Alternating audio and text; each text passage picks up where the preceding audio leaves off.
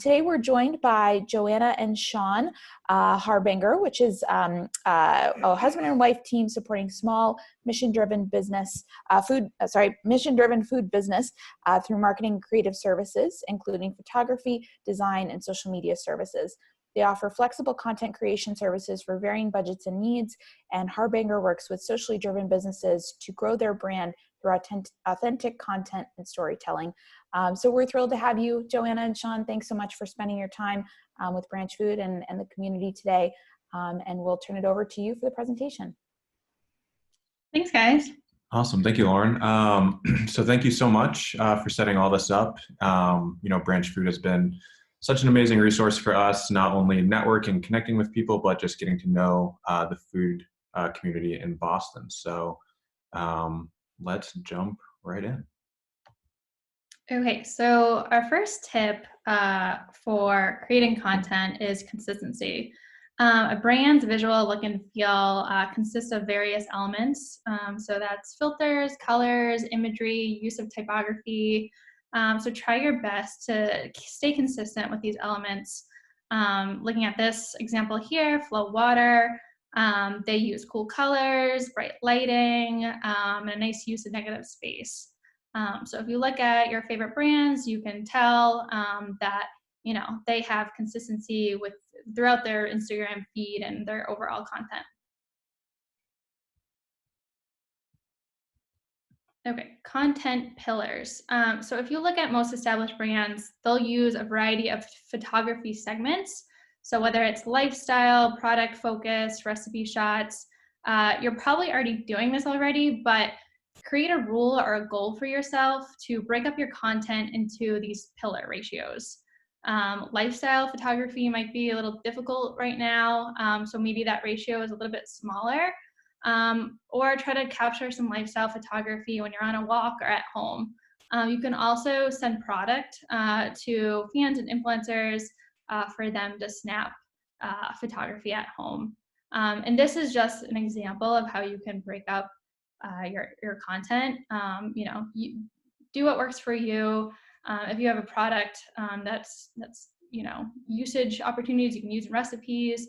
That might be a ratio. Or maybe it's more focused on your packaging. Okay, so use a mix of content formats. So in addition to photography, make sure that you're using different formats like video, GIFs, and graphics. So video and GIFs are really good for your engagement since each view counts as engagement. So every time the GIF loops or the video loops, that counts as engagement. So that's great content to utilize. So also layer in text graphics or just regular graphics to get your message across more effectively. This will help break up your feed, as you can see in the example here for Lark Ellen. So it's also a way to just lighten the load of taking photography and video content, especially right now. So if you have a designer or if you have any design experience, create a little template for yourself, use your brand colors, your typeface. If not, just use Canva or a similar tool, but make sure you're using a template that fits with your brand look and feel. Awesome. So now that we know a little bit more about content, let's get into how we're actually going to be creating that content. So first step, it's all about lighting. I would say the number one thing to achieve quality, clear imagery is definitely some really good lighting. This doesn't have to be a super fancy setup. It can actually just be, really simple next to your window just to try to get some natural lighting, just so you can really capture your scene and capture your product. You can also use like a hard direct sunlight, from your window. Or you can just pull the curtains, try to get a more subtle, soft lighting to create that look and feel. So the example shown on the screen, the picture on the left is natural lighting with a really hard directional light. You can see casting that big shadow, lots of contrast. And then that setup there on the right, this could be something similar to what you could use set up by the window. Maybe you have a light curtain, a little bit of bounce to get some of that lighting back onto your subject. So It can be really simple. Just go for that nice, clean, natural lighting. Next, we're talking about angles. So whether you want to emphasize the shape of your product or use an entire scene, knowing the best angle to capture that specific shot can really help elevate your imagery, but also help vary up the angles within your social feed. So for example, the image on the left is kind of like this larger dish of quinoa. It's top down. It has a little bit more of like a lifestyle feel with the hand coming in and the props with the towel and the glasses and the plates. And then the image on the right, you know, this could have been a top down scene, but we actually decided to you know, do a straight on head on shot instead of that top down, you know, similar to the image on the left. So we really wanted to emphasize the height, you know, create a little bit of depth by stacking the brownies and then shooting them head on. You know, just this helps mix it up. It helps show texture, and it really just, you know, using those different angles can really help your imagery. So then that brings us into textures and focus. So adding textures and creating a sense of visual focus in your imagery, you know, those are two different great ways to kind of bring your images to the next level. This picture on the left here, you know, you're adding different textures, which, you know, in this case means you have this hard like stone marble surface, and then you're adding like a light napkin with the kind of soft fabric texture, and then you have the soft, you know, kind of napkin next to it, and then you have this kind of hard, crunchy cookie texture as well. So just keeping it, you know, looking alive, looking active, bunch of different textures together that are really subtly placed. And then, you know, really focusing on your actual focus itself. You know, this picture on the right, it's a literal focus. You know, you're really focusing in on that product there in the front.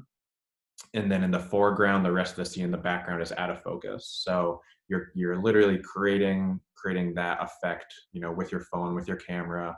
That creates a lot of depth as well. So, and then the middle image, you know, you're creating a visual focus by putting the hero image, that product, right in the middle of your scene.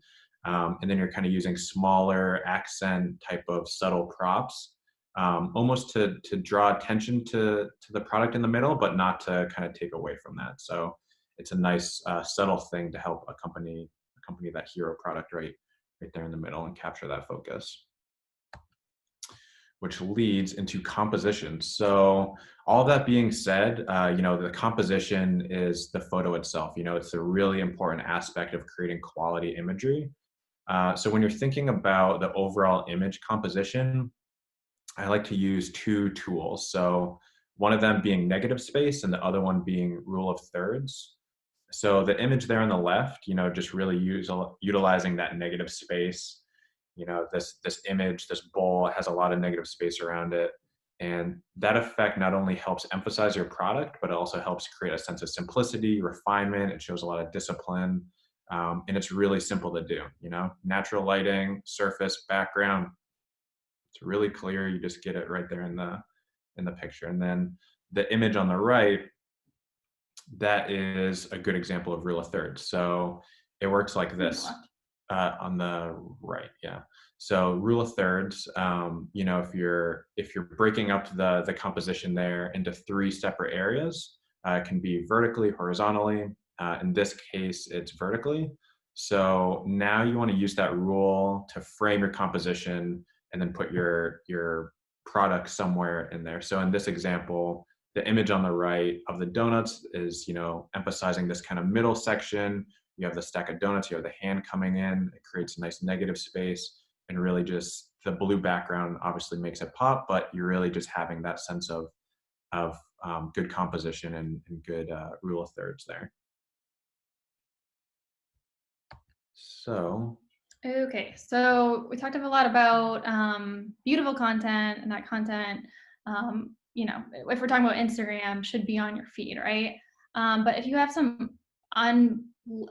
less polished content you want to share, use stories. So, you know, you should be using stories every day if you can. If it's, you know, resharing content, giving updates behind the scenes, just have fun.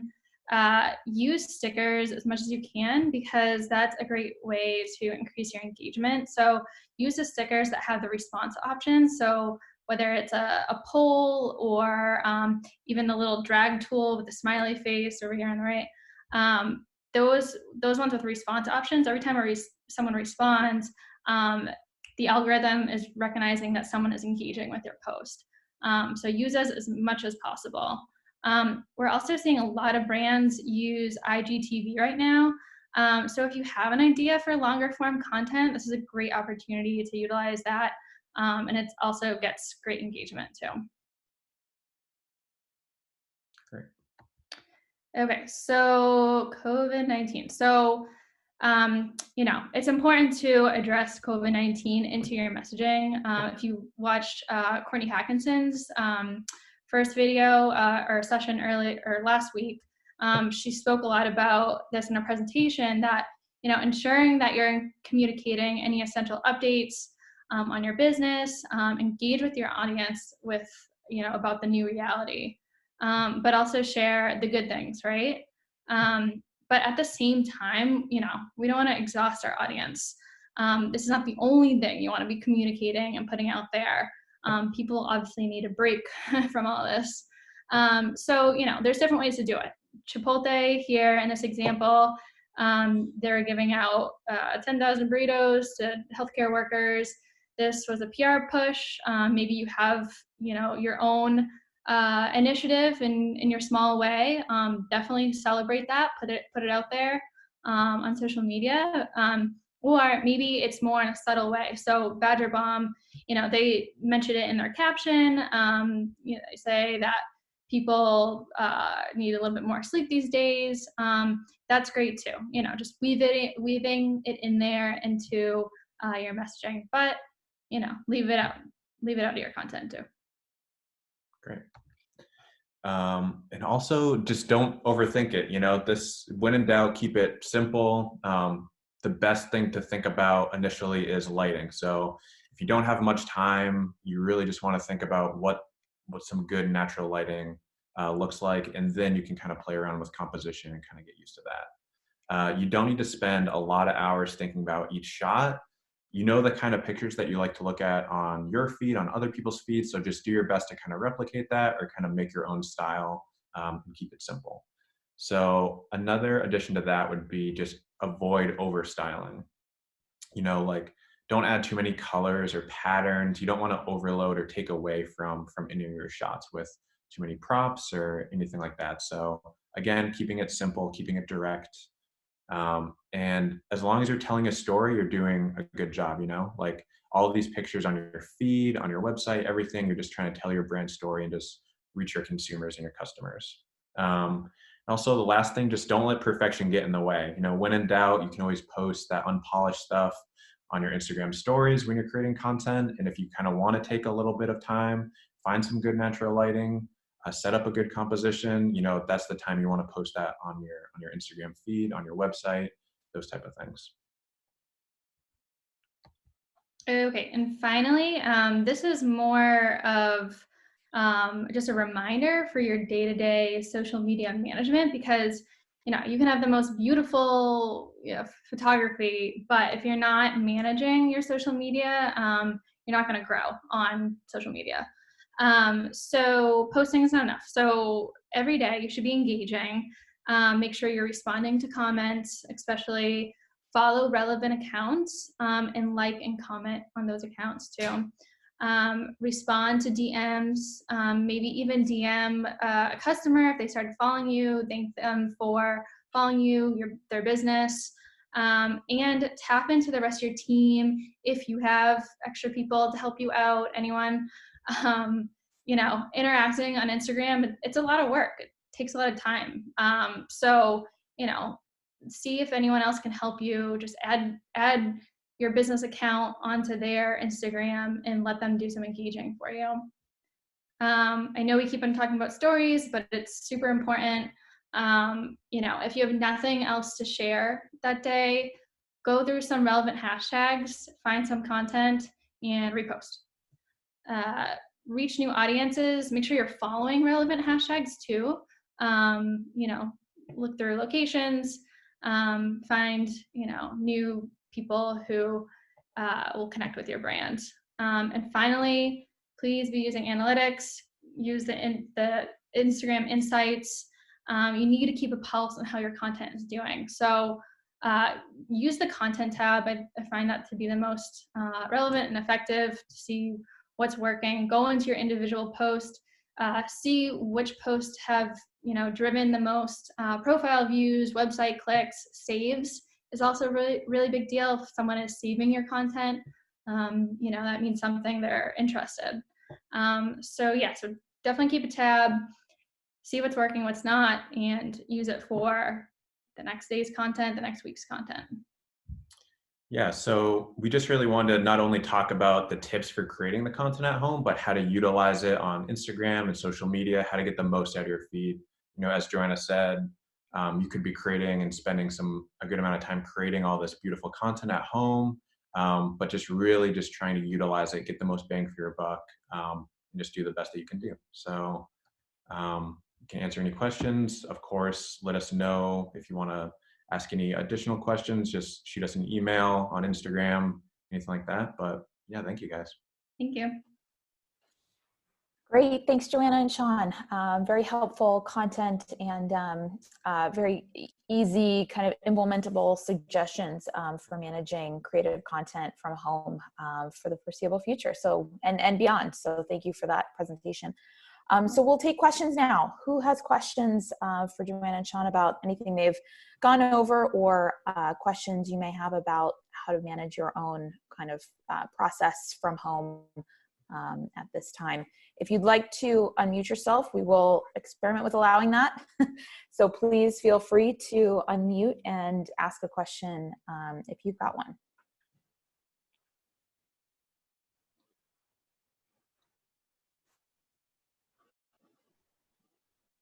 In the meantime, I will say, as people may be thinking of questions to ask, we've had a great response by reaching out to brands through DMs. I think mostly because we as Branchfood are trying to reach their marketing department, and it's oftentimes the marketing department that's managing those channels. And so for us, it's been a lot more effective than emailing different brands that we're trying to collaborate with, or co-promote with, or establish giveaways with. And so it's really worked for us. And I would encourage anyone that's trying to reach brands to try using that medium as opposed to always emailing or even tagging. Reaching out directly via DMs is great. Yeah, that's a great point, Lauren. And you mentioned giveaways. I know, we see a ton of giveaways on Instagram, but they really do work in increasing your follower count, especially if you promote that a giveaway. Just adding $20 to boost that post, that giveaway post, you'll see a significant increase in your followers. Mm-hmm. But make sure you're partnering with other brands that make sense. And if it's products that your customers like, then it's relevant, it's good, people will follow you, and it will increase your overall engagement too. Yeah. Great. So we did have one question come through.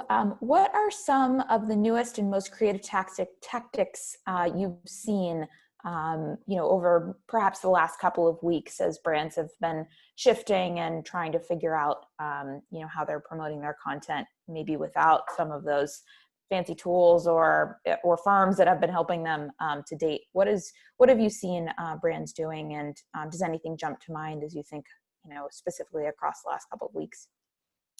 Yeah, that's a great question. I think in the last couple of weeks, I've seen, because everyone is working from home, people are trying to get really creative with the content that they're putting out there.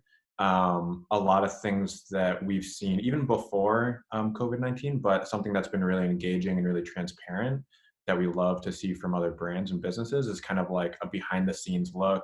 What does your day-to-day look like? What does production look like? Just meeting with the different people that you're either working with, your team. Maybe it's like this person does a takeover this day on the Instagram. Maybe it's this person does a takeover. So just little things like that to kind of like relate to your audience, to really be transparent. build community and just kind of show similarities. I think that's been a really cool and helpful tool. Really cool Yeah. thing we've seen recently. Yeah, and I would echo that. IGTV. I've seen some brands do, some cooking shows with their products. That's really cool. Again, don't overthink it. If you have a cool idea, just do it. What do you have to lose? Like, if you have the right thing set up,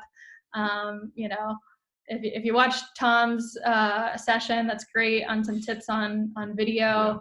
If you haven't, go back to that. If there's a recording, or tap into Tom. But yeah, just test things out. Don't be scared to post.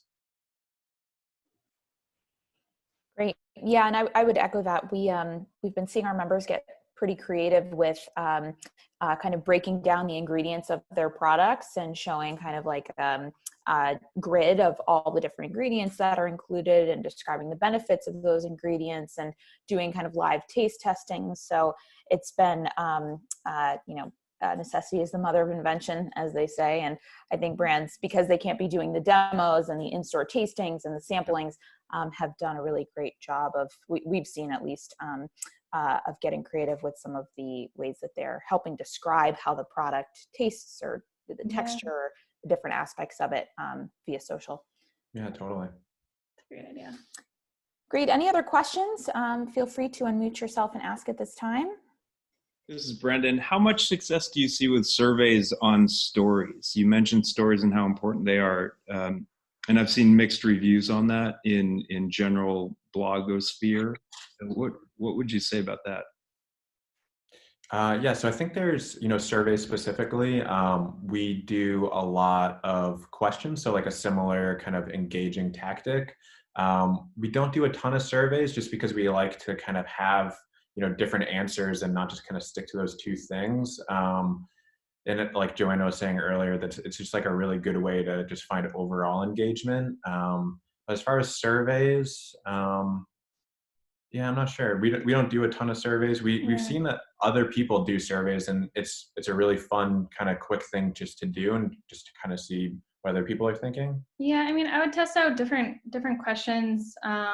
It's like you have to think through the filter of like, how easy is this for the consumer to respond? Like if it's like one thumb tap that they have to, answer something on the stories versus like maybe typing something out is asking them too much, but yeah, if you're having trouble with surveys, I would just, maybe try different types of content, asking them different questions, breaking it down, making it quicker to read less. I mean, like we're not reading as much as we used to. We need things quick. So if it's maybe shortening the question and the answers, that may be more helpful. Yeah, and a follow-on question. If you were to spend time on stories versus posts, what's the efficiency and efficacy of a story over a post in your view? Yeah, that's a great question. I think, we post on stories a lot, and we know, there's so many brands that are just like constantly just posting on stories. And like Joanna said, it can be like unpolished content. You can do a quick picture of like, look at this, helpful marketing book that I'm reading, or like, I just got this, cool letter from this person, or look what happened in my day. It's very kind of fluid, and it doesn't have to be polished. It gives more of like a behind the scenes feel, really transparent. I feel like I'm connecting with them. And then the feed, I would always say, with your feed specifically, posting quality over quantity versus almost the opposite for stories. Not to say that it shouldn't be quality, but on your feed, you should always be posting like really polished content, taking your time to really get a good on-brand image to create consistency. But yeah, your feed really should be like a secondary website for you. Like a consumer should go to your feed and get a good idea of what your overall brand story is. But I don't know if we answered your question. If it's spending time on stories versus feed, is that? Yeah. If you had 1 minute, 10 minutes to spend, would you spend it on a story versus a post? Yeah. So For the posting side or as the user side, I guess. And I like the comment that the feed should be a secondary website. Yeah. That makes a lot of sense. Yeah. Yeah. A lot of times, like someone going on your feed, that might be their first impression of your brand. So constantly, like, every time you post on your feed, you want to think of, like, if this is someone's first interaction with my brand, I want it to be, look a certain way, be on brand, tell a certain story. And then with your actual stories, I find that there's a lot more engagement on someone's stories. So if you just post like a screenshot or you're featured in someone else's story, just sharing that, it might get 20, 50, 100 views, something like that. But then if you post something on your feed, it depends on what time of day you post it, like what hashtags you're using, what your description is like. There's so many different variables that it does take a little bit more thought to put into. But if you have the time to do it and you're used to kind of doing that, you have your brand voice, you can kind of do that a little bit more seamlessly. But yeah, just always ask the question to yourself before you go to post something, whether it's the feed or the stories. Just ask yourself, does this fit within my brand look and feel, and does it meet those quality standards? If not, post on stories. Yeah. Yep. Okay. It's great advice. Thank you. Cool, yeah, thank you. Sure. Great feedback. And I think one of the other questions, which is always one that I feel like I'm grappling with, which is, stories versus posts, and, when you're thinking about content, how to treat one or the other, if it should be the same. So thanks for addressing that. I think you got ahead of a couple of folks' questions, including my own, on that front. So any last questions? We've got time for probably one more. Hi guys, this is Suman. I just had one quick question. Any recommendations on the ideal length of videos when we are doing, let's say, a recipe or something quick, whether we use IGTV or put it in stories? Any advice on that? Yeah, that's a great question. So I think it depends on kind of where you're putting it. So a lot of times on your story, it can be like a short little quick thing. Maybe it's 5 quick stories back to back to back. And then IGTV or maybe like Instagram Live, that can be more like a longer format. I think it's like 4 minutes, like half an hour or something. Yeah, maybe even more. Yeah. It could be even longer, but something like that would maybe live on IG Live or IGTV, and then on your feed. If it's a little quicker. If it's a little quicker, no one. I don't know. When I'm scrolling, I wouldn't necessarily be on someone's like video for more than 10 seconds or something. So maybe on your feed, you want to put like a little teaser or be like, I'm going to talk about this, link in description. And then you click on that, or maybe it's your story, or maybe it's something like that. And then it kind of, maybe directs people. So yeah. And if you do it on your story, if it's a little shorter, save it to your highlights. And then you can have an Instagram story highlight that is recipes or cooking. But yeah, like Sean said, I would say if it's longer, if you're putting the production and the time into it, do IGTV, definitely. Great. Well, thank you, Joanna and Sean, for sharing your time with us and for taking us through. We had some direct messages complimenting your presentation and the clarity and content of it. So wanted to pass that along, and folks may be reaching out directly to the contact information you've provided. So thank you again for your time. We really appreciate it, and we hope to see many of the attendees implementing some of this information. So thank you all for tuning in. Please join us tomorrow. We'll be hearing from Colleen Zammer, a Senior Director of Market and Product Development at Bay State Milling, which will provide creative ideas and resources to help you partner with your suppliers. So if you or anyone you know are having supplier-related questions or concerns or issues related to the changing times, please tune in tomorrow for further information and support on that. As a reminder, you can go to branchfood.com/servingup for further information. And if you like the series, if you've got suggestions of speakers, we are all ears, and you can email info@branchfood.com to connect with us. So thank you again for your time, and we'll see you all back here tomorrow. Thank you. Bye, everybody. Bye.